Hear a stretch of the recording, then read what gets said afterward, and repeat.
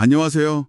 오늘 딥다이브에서는 당신이 보내주신 이 자료들, 글로벌 커피 시장 보고서를 좀 깊게 들여다볼까 합니다. 네, 안녕하세요. 우리가 매일 마시는 커피, 이 커피에 대한 트렌드나 원두 종류, 사람들이 왜 특정 커피를 찾는지 이런 이야기들을 좀 파헤쳐 보려고 하는데요. 네, 재밌을 것 같습니다. 저희 미션은 이 자료들 속에서 좀 흥미롭고 중요한 정보들을 쏙쏙 뽑아서 이 커피 한 잔에 담긴 복잡한 세상을 함께 이해해보는 거죠. 특히 그 자료에서 눈에 띄는 게 한국의 1인당 연간 커피 소비량이 405잔. 이게 세계 평균이 152잔인데 거의 2배 반 이 정도잖아요. 와, 405잔요. 정말 많네요. 네, 왜 이렇게 한국인들이 유독 커피를 많이 마실까?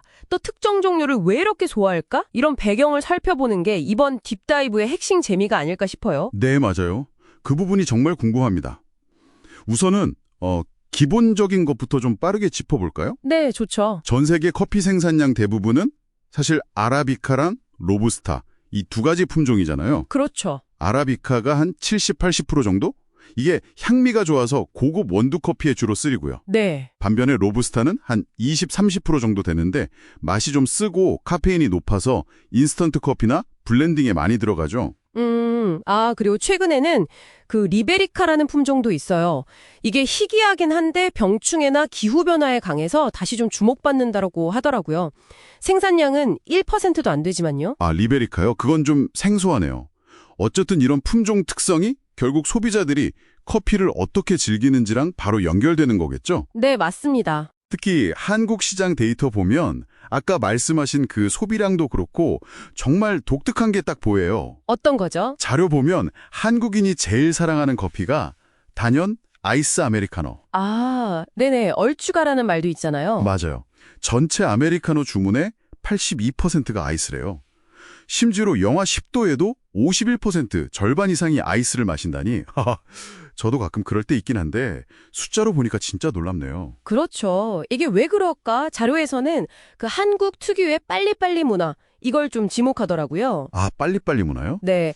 피로를 풀거나 집중하려고 기능적으로 커피를 찾는 경향이 강한데 아이스 아메리카노가 주문하면 빨리 나오고 또 빨리 마시기 좋잖아요. 아, 그러네요. 생각해보니. 실제로 그 바로 마실 수 있는 RTD 커피 있잖아요. 캔이나 병에 든 거. 그게 전체 커피 판매의 35.6%로 제일 비중이 높아요. 편리함이 진짜 중요한 거죠. 기능성, 그리고 편리성. 확실히 일리가 있습니다. 근데 이게 전부는 아니죠? 뭔가 다른 변화들도 좀 있는 것 같던데요? 네, 맞아요. 요즘 또 다른 흐름들이 보이는데 첫째가 홈카페예요. 아, 집에서 마시는 거요? 네, 1인 가구 늘고 또 팬데믹도 겪으면서 집에서 직접 커피 내려 마시는 분들이 많아졌어요. 그래서 볶은 커피, 그러니까 원두 시장이 2018년 이후로 연평균 17.4%나 성장했어요. 와, 17.4%면 엄청난데요? 그렇죠. 그리고 두 번째는 웰빙 트렌드랑 맞물려서 디카페인 커피. 이게 정말 폭발적으로 인기가 많아졌어요. 디카페인이요? 카페인 없는 거. 네, 2023년 수입량이 5년 전보다 무려 278% 늘었대요. 278%요? 와, 네.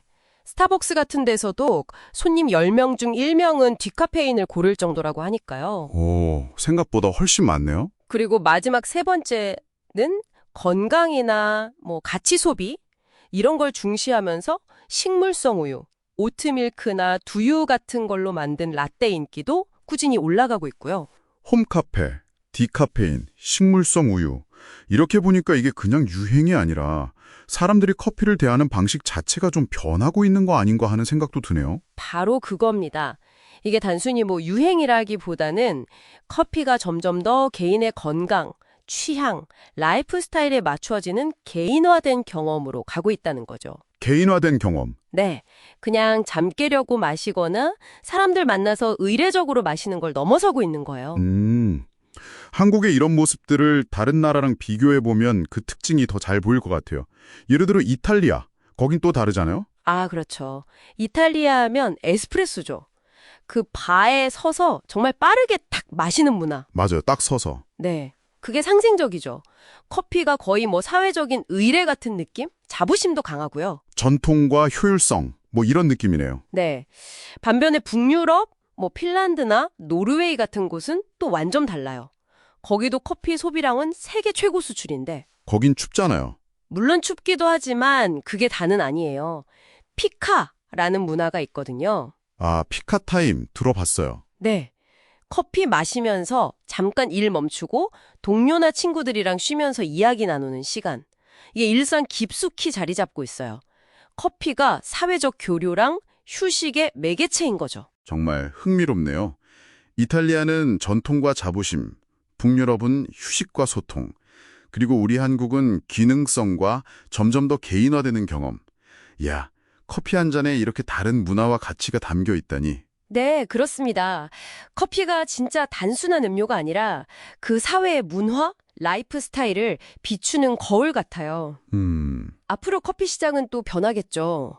뭐 스페셜티 커피라고 해서 단일 산지의 고품질 원두에 대한 관심도 커지고 있고 환경 문제 때문에 지속 가능성도 중요해지고 있고요. 아, 지속 가능성. 네.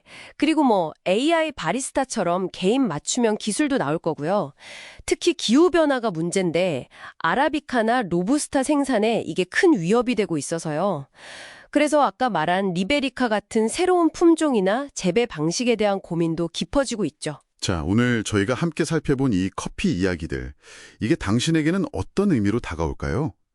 마지막으로 이런 질문을 한번 던져보고 싶어요. 네. 기후변화나 또 점점 중요해지는 건강 트렌드가 미래에 당신의 커피 취향을 어떻게 바꿀 수 있을까요? 어쩌면 지금은 좀 낯선 그 리베리카 같은 품종을 마시게 될 수도 있고 아니면 우리가 상상도 못했던 완전히 새로운 형태의 커피를 즐기게 될지도 모르잖아요. 그렇죠. 미래는 알 수 없으니까요. 당신의 다음 커피는 과연 어떤 모습일지 한번 생각해 보시는 것도 재밌을 것 같습니다.